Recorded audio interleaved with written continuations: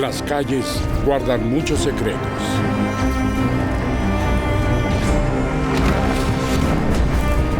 Desde callejones en el corazón de Londres hasta el camino rural más tranquilo, todos han sido testigos de crueldad, violencia, celos y desesperación.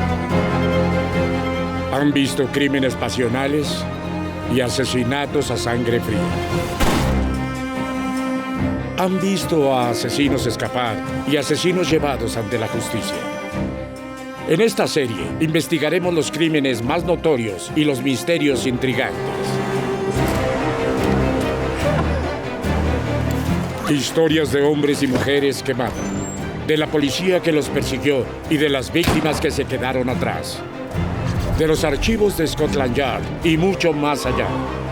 Esta es la oscura historia de nuestras calles. Mapas de asesinatos, presentado por Nicholas Day.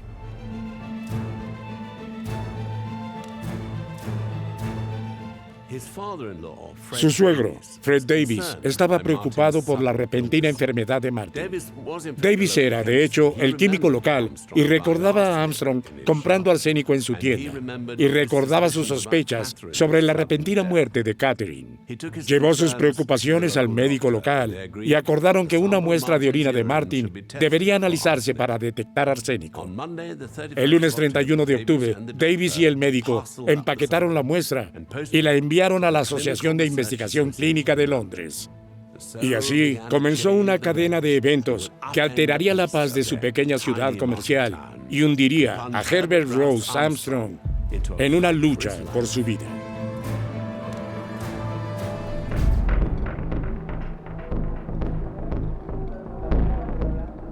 El paquete que fue enviado a Londres con la muestra de orina de Oswald Martin también incluía una caja de chocolates. También se examinaría por arsénico. Los chocolates habían llegado a la casa de Oswald Martin más de un mes antes de que tomara el té con Armstrong. Llegaron sin nota, sin tarjeta, sin pista de quién los había enviado o por qué. Nadie rastreó cómo llegó. Nunca nadie rastreó quién lo compró. No eran chocolates disponibles localmente en High-and-Way. Oswald Martin y su esposa, con quien se acababa de casar, a ellos no les gustaban particularmente los chocolates, pero fueron anfitriones y uno de sus invitados resultó violentamente enfermo después. Los chocolates de Oswald se analizaron al igual que la muestra de orina de Martin. Ambos contenían arsénico. Inmediatamente se inició una investigación policial y el 10 de diciembre de 1921, el inspector en jefe Alfred Crochet de Scotland Yard fue enviado al pueblo. Entrevistó a Oswald Martin, su esposa y su suegro. Escuchó cómo Armstrong había molestado continuamente a Martin para que viniera a tomar el té. Cómo le había pasado con la mano un bollo untado con mantequilla, diciendo que le disculpe por los dedos. Cómo Martin pasó la noche violentamente enfermo y cómo, desde su recuperación, Armstrong lo había invitado una y otra vez. El comportamiento ciertamente parecía sospechoso y la investigación pronto se amplió. La policía comenzó a interesarse por la muerte de Catherine Armstrong. Hacía tiempo que había rumores sobre la pareja en el pueblo. Era muy rígida en sus puntos de vista. No permitía fumar en la casa ni beber vino. Fue considerado un poco dominado, creo.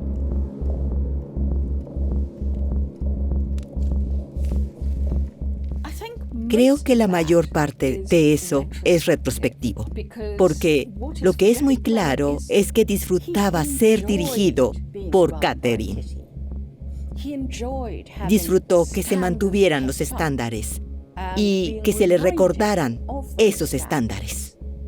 Cuando un hombre como Herbert Armstrong se ve tan bien vestido, eso dice mucho sobre el hogar del que proviene y sobre quién dirige el hogar. Y esa era Catherine. Eso era notorio. ¿Era de creer lo que se decía en el pueblo? ¿Se había cansado Armstrong de su esposa y se deshizo de ella? Crochet decidió traer al abogado. En la mañana de la víspera de Año Nuevo de 1921, esperó con otros 2 detectives frente a la oficina de Armstrong en Hyun Way. Mientras Armstrong caminaba la milla desde su casa en un frío penetrante, no habría tenido idea de lo que se avecinaba. En los meses transcurridos desde la muerte de su esposa, Armstrong había estado ocupado.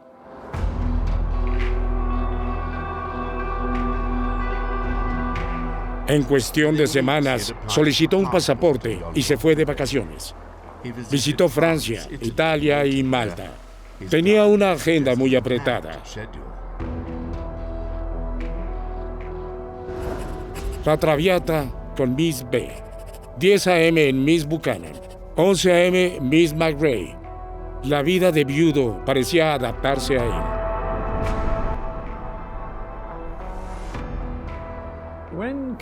Cuando Catherine Armstrong murió, los sirvientes de la casa corrieron las cortinas como muestra de respeto.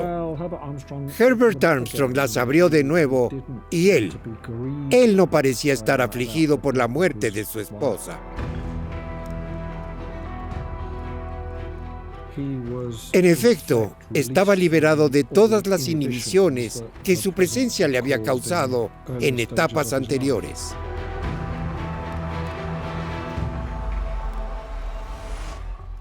Armstrong regresó a casa renovado. Pronto estuvo pavoneándose por la ciudad, elegante como siempre, bebiendo y fumando, como y cuando quisiera. Solo una cosa le molestaba en su nueva vida: Oswald Martin.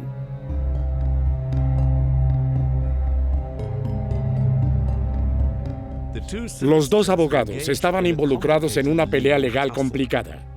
Dependía de la venta de una finca en la cercana Brecon.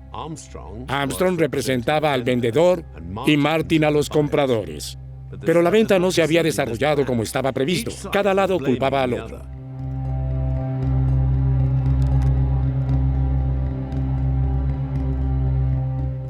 La disputa legal en la que se metieron en 1921 es muy extraña. Armstrong parece haber indicado que había logrado resolver títulos de propiedad confusos. Ahora, si tienes confusión de títulos sobre límites, acceso a la tierra, varias cosas así, tienes un problema muy real. Y parece que eso fue lo que complicó toda la venta. Y eso era lo que, por parte de Delanoid, estaba complicando las cosas. Posteriormente, Martin sugirió que Armstrong había estado dando largas. Esta transacción parecía prolongarse. El comprador había pagado un depósito, 500 libras más o menos, que por supuesto se presentó a Herbert Armstrong como abogado para su custodia. Y luego, el hombre cambió de opinión, decidió que no iba a comprar la propiedad, después de todo, y quería que le devolvieran su dinero. Realmente estaba implícito que Herbert Armstrong ya no tenía el dinero. Y probablemente había gastado el dinero que el cliente le había dado.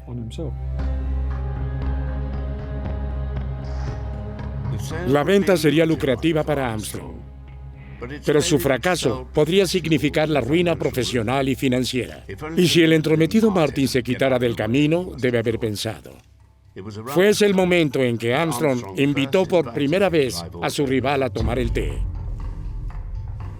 En cuestión de semanas, la policía estaría en Hyun Way y Armstrong estaría bajo sospecha.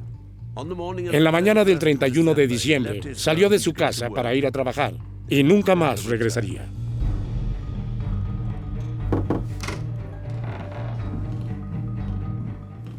Casi tan pronto como llegó a su oficina, los policías aparecieron en la puerta. Lo registraron y entre las cartas encontradas en los bolsillos de su abrigo había un rollo de papel y dentro de eso una dosis fatal de arsénico blanco. Armstrong fue inmediatamente escoltado a una celda en la estación de policía de Hyun Way. La noticia de su arresto electrificó a la ciudad, al igual que los sombríos rumores que siguieron. El cuerpo de su esposa Catherine iba a ser exhumado.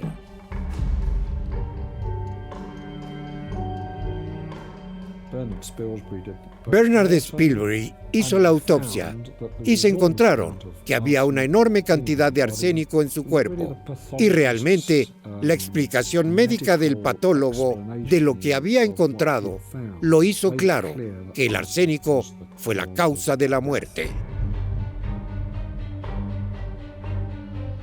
Estaba absolutamente convencido de que, a pesar de la descomposición del cuerpo durante 10 meses, podían discernir evidencia de que una cantidad muy sustancial y fatal de arsénico tuvo que haber sido administrada a la señora Armstrong dentro de las 24 horas de su muerte.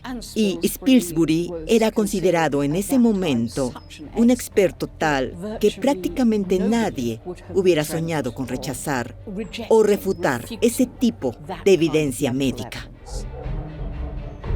Los médicos creían que Catherine había recibido una dosis masiva de arsénico en las últimas 24 horas de su vida. Estaba postrada en cama en ese momento, demasiado débil para siquiera llevarse un vaso a los labios. No pudo haber tomado el veneno ella misma. La policía sabía que había arsénico en la casa de Armstrong. Había admitido que lo había comprado, alegando que era para las malas hierbas en el jardín. La policía también sabía que el abogado se beneficiaría con la muerte de su esposa, gracias a un nuevo testamento firmado el año anterior. Armstrong tenía el motivo, los medios y las oportunidades. Seguramente, él fue el asesino, ¿o no?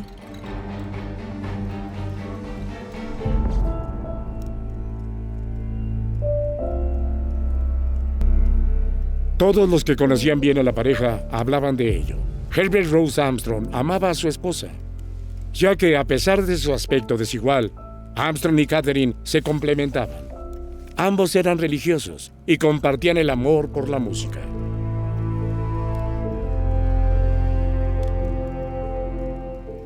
Les gustaba discutir, debatir, y tal vez de ahí venían los chismes crueles. Después de todo, se esperaba que una mujer en esos días fuera respetuosa con su esposo. Su inteligencia franca era indecorosa. Motivo. Parecían haberse querido genuinamente. Y, más aún, parecían tener ambiciones sociales en común. Sabemos que si aparecías en una de sus casas, fiestas de tenis u otros entretenimientos que tenían, el desorden a ella ofendía profundamente y era probable que quitara a alguien desalineado de su círculo social. Cuando Catherine murió, algunos pensaron que Armstrong era demasiado frío, demasiado distante. Pero el dolor se expresa de muchas maneras. Y en aquellos días no se esperaba que los hombres mostraran emoción. Armstrong era abogado y exmilitar. Tenía el más rígido de los labios superiores. Pero aquellos que lo conocieron mejor pudieron ver el impacto de la muerte de su esposa. Su partida para el continente un mes después fue presionada por sus amigos y su médico, preocupados por la tensión a la que estaba sometido. Sus vacaciones no fueron la excursión de un viudo alegre. Los testigos hablaron de un hombre de aspecto triste que pasaba el tiempo solo o con amigos varones. Exactamente lo que cabría esperar de los recientemente afligidos. Incluso esas entradas del diario tenían explicaciones inocentes. Miss B era instructora de baile. La señorita McRae, su asistente. Entonces, si la evidencia no sugería que Armstrong odiaba a su esposa y anhelaba estar libre de ella, ¿qué pasó con el otro motivo propuesto? ¿Qué hay del dinero?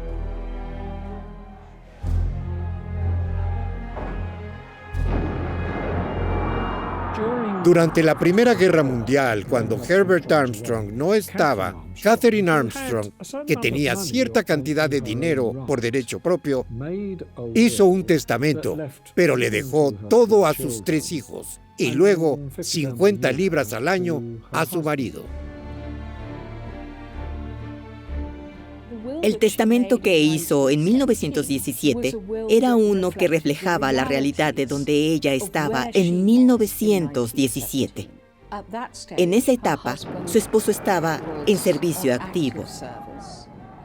Tenía la perspectiva de ir a Francia. Ella misma contempló el suicidio en varias ocasiones. Podrías entender su ansiedad por conseguir cosas organizado y ordenado adecuadamente. Pero, en el período inmediato, antes de que Catherine muriera, hizo un Nuevo Testamento a su nombre, que revocó el testamento y dejó todo a su marido.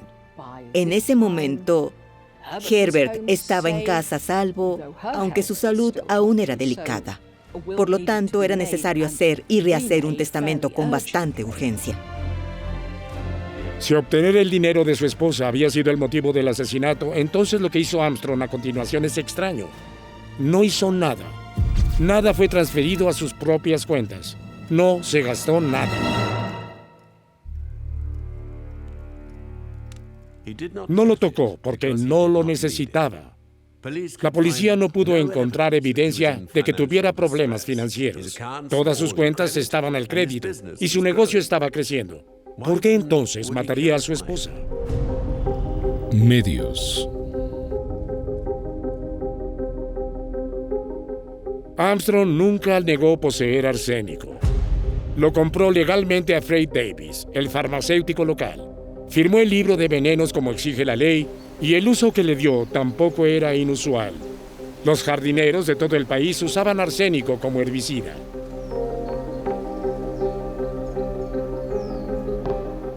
Encuentro el hecho de que tenía arsénico alrededor, algo que no es sorprendente.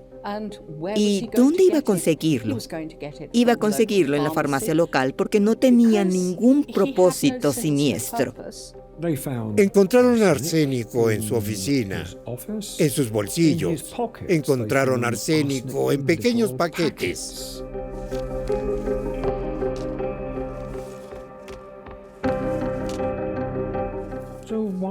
Así que, ¿por qué un abogado respetado tendría arsénico en su oficina en el centro de la ciudad? ¿Por qué tendría pequeños paquetes de arsénico en los bolsillos? Lo que se vio como una prueba negativa en su contra fue que no podía dar cuenta de todos los paquetes de arsénico que había comprado. Curiosamente, creo que se puede decir que fue más descuidado, porque Catherine no estaba ahí para supervisar y regular las cosas. El día que arrestaron a Armstrong, vestía su chaqueta de jardinero. El arsénico que la policía encontró en su bolsillo era solo una dosis sobrante. No había nada siniestro en ello, en absoluto. Oportunidades. Armstrong era el dueño de la casa. Por supuesto, podía ir y venir cuando quisiera, pero también era un hombre ocupado. La mayor parte del tiempo estaba en el trabajo. Y cuando estaba en Mayfield, estaban los 3 niños, 2 sirvientes, y al final de la vida de Catherine, también una enfermera de tiempo completo. Una casa repleta para que trabaje un envenenador. No hay evidencia de cómo Armstrong podría haber envenenado a su esposa, o precisamente cuándo.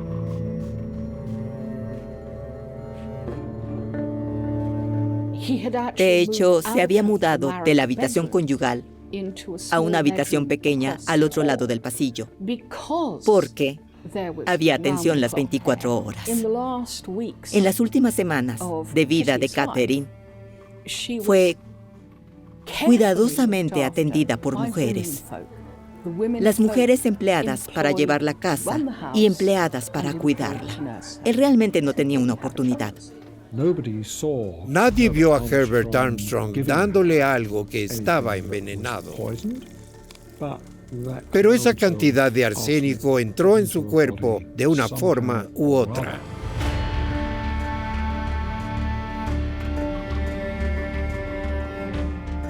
Entonces, ¿qué podría decir la defensa de Armstrong que realmente sucedió? De los chocolates que recibió Oswald Martin, no hubo evidencia que los vinculara con Armstrong. La enfermedad de Martin tenía tanto en común con la gripe gástrica como con el envenenamiento. Y el arsénico encontrado en su orina podría haber sido una impureza introducida por el método de muestreo no científico. Catherine, sin embargo, ciertamente murió por envenenamiento con arsénico. La pregunta es, ¿a manos de quién? Los expertos que examinaron su cuerpo insistieron que el arsénico debe haber sido tomado dentro de las 24 horas previas a la muerte. Pero ha habido casos en los que alguien tomó una gran dosis fatal de arsénico y vivió durante varios días.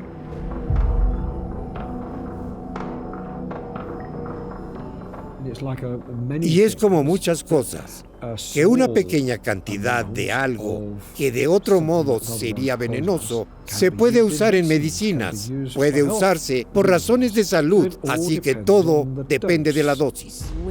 Ahora sabemos más adelante que las conclusiones de Spilsbury fueron, por decirlo suavemente, infundadas y peligrosas, que no pudo haber hecho una evaluación válida de cuándo se le administró arsénico. Esa fue la realidad. Los criterios médicos y científicos en realidad no estaban tan bien establecidos para juzgar los efectos de eso en un individuo en particular. Por lo tanto, una gran cantidad mataría a las personas casi de inmediato. Pero si fueran pequeñas cantidades entregadas durante un cierto periodo de tiempo, la situación no es tan clara. Fue solo en los últimos días que Catherine estuvo confinada a su cama. ¿Podría Catherine haber tomado el arsénico antes de esa fecha? Ella no estaba bien. Los médicos del asilo habían llegado a creer que sus síntomas físicos eran psicosomáticos. Era su mente lo que realmente les preocupaba. Sufría de delirios, paranoia. En más de una ocasión habló de suicidarse. Podría haber encontrado la reserva de arsénico de Armstrong y tomarlo deliberadamente. O podría haber confundido el polvo con medicina, como los remedios homeopáticos que ella tomaba. Hay posibles alternativas de cómo la cantidad de arsénico realmente terminó en su cuerpo, incluso de los diversos medicamentos que ella misma había tomado, por no hablar de los medicamentos que le recetaron. Sabemos, por ejemplo, que ella estaba tomando bismuto y preparaciones a base de bismuto en ese momento. Usaba arsénico.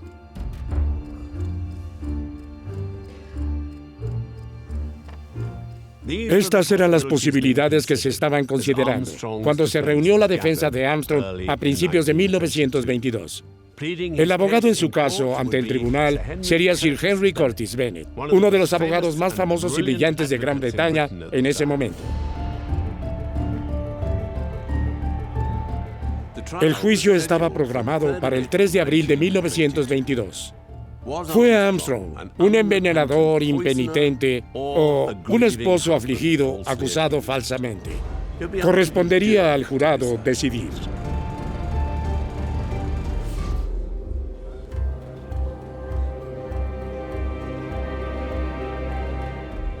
Cuando Herbert Rose Armstrong apareció por primera vez en el Tribunal de Magistrados, los espectadores lo vitorearon. Las acusaciones en su contra fueron graves. Asesinar a su esposa, envenenar a un rival, y muchos en el pueblo estaban de su lado. Jae Yong-wei. El juicio de Armstrong no se llevaría a cabo en Jae Yong-wei. Su destino se decidiría en los Hereford Assizes en abril de 1922. Y allí le esperaba una bienvenida mucho más hostil. El drama de Armstrong es reabierto. El juez fue Lord Darling. Tenía 72 o 73 años, un juez muy antiguo, con mucha experiencia.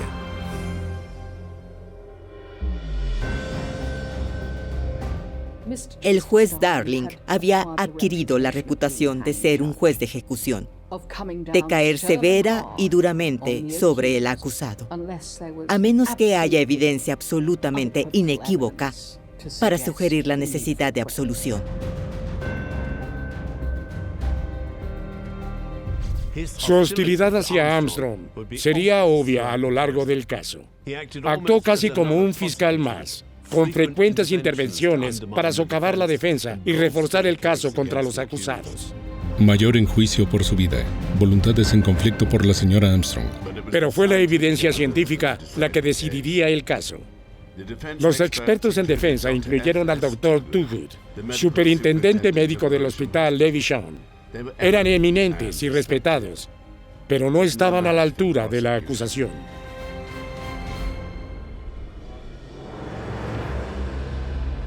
Los expertos que llamaron eran los principales en el área.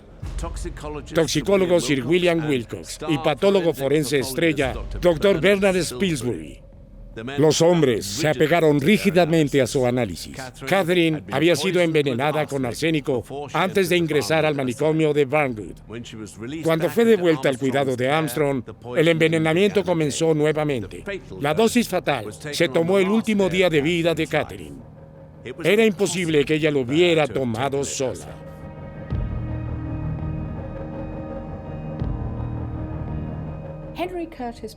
Henry Curtis Bennett es culpado por los que piensan que Armstrong recibió un mal juicio por ser incompetente o indiferente en su defensa. Pero creo que en realidad es injusto. Hizo lo que pudo. Su estrategia clave fue lograr que el juez Darling desestimara las pruebas relacionadas con un supuesto intento de ataque con arsénico contra Oswald Martin.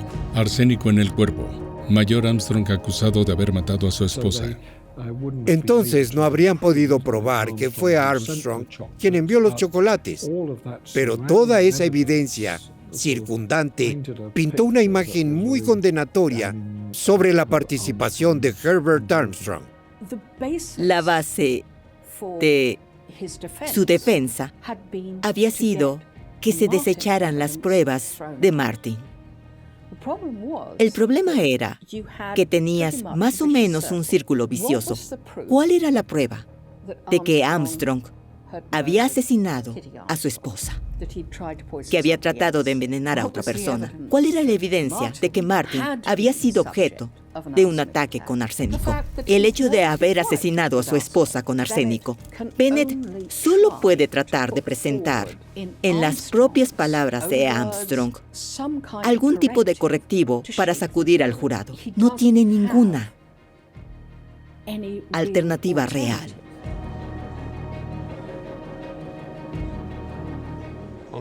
En el séptimo día del juicio, el propio Armstrong subió al estrado.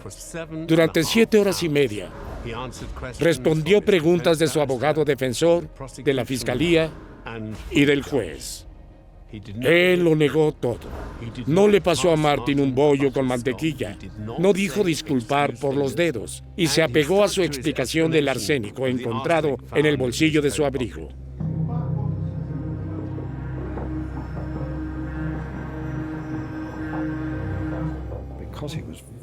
Debido a que estaba familiarizado con los procedimientos judiciales, brindó evidencia de una manera muy fuerte y creíble hasta cierto punto. Pero de hecho, el juez hizo una gran cantidad de preguntas detalladas, particularmente sobre por qué tenía tantos paquetes de arsénico en el bolsillo.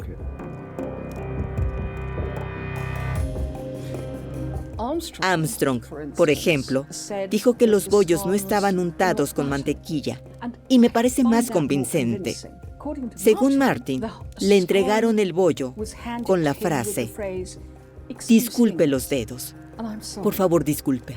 Ese no es el tipo de frase que alguien que haya sido entrenado por Kitty hubiera usado, ni es algo que Kitty hubiera permitido en cualquier mesa de té. Es el tipo de cosas que es terriblemente descortés. Mucho de eso fue investigado por el propio juez en lugar de por el fiscal. Entonces, tal vez el abogado defensor podría haber objetado y el juez al estar tan involucrado, pero en la práctica era poco probable que tuviera éxito. Al final, se había enfrentado a más de 2,000 preguntas e impresionó al público con su calma bajo presión. Cuando volvió a tomar asiento en el banquillo, supo que no podía hacer más. Se basó en el resto de su equipo de defensa y en el resumen de su abogado principal, el señor Curtis Bennett. Los discursos finales se pronunciaron el miércoles siguiente en abril. El fiscal general reiteró el caso para la acusación, al igual que el juez. El jurado se retiró para considerar su veredicto.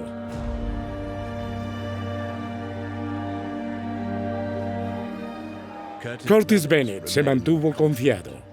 Veterano de casi 50 juicios por asesinato, esperaba una absolución y se fue a dar un paseo. Todavía estaba caminando cuando el jurado señaló que habían llegado a una decisión. Armstrong era culpable. Mayor Armstrong culpable, sentencia de muerte. Debe recordarse que el momento del juicio fue en sí mismo inusual.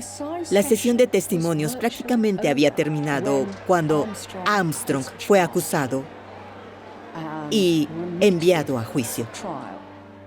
Tienes una prórroga especial para el juicio de Armstrong. Y eso, más que nada, te dice que querían terminarlo y solucionarlo.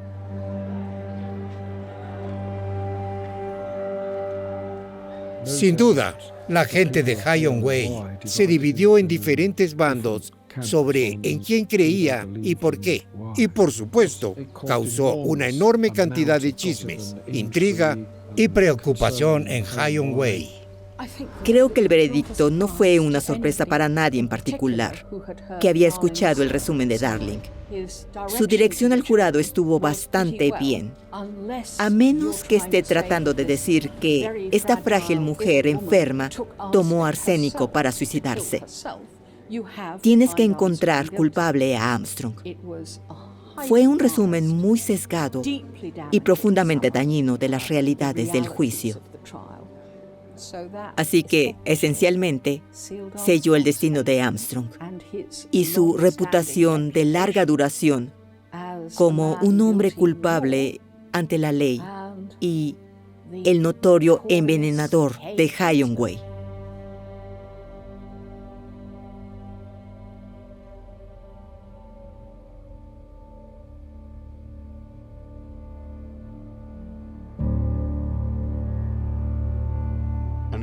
Se presentó una apelación, pero una vez más, no se creyó la versión de la historia de Armstrong. El pueblo lo colgaría. El 31 de mayo de 1922 fue una mañana como ninguna otra en High-on-Wye. Aquellos que salieron temprano esa mañana podrían haber ido caminando por Broad Street, pasando por la puerta cerrada de la oficina de Herbert Armstrong. Podrían haber echado un vistazo al otro lado de la calle en las instalaciones de Oswald Martin. O tal vez estaban fuera de las farmacias donde Armstrong compró su veneno y donde comenzó su viaje a la horca. Estuvieran donde estuvieran, habían estado atentos a las campanas del reloj de la iglesia. Cuando dieron las 8, lo habrían sabido. Cualquiera que fuera el lado de la historia en el que creyeran, si él era inocente o culpable, ahora una cosa era segura: Herbert Armstrong estaba muerto.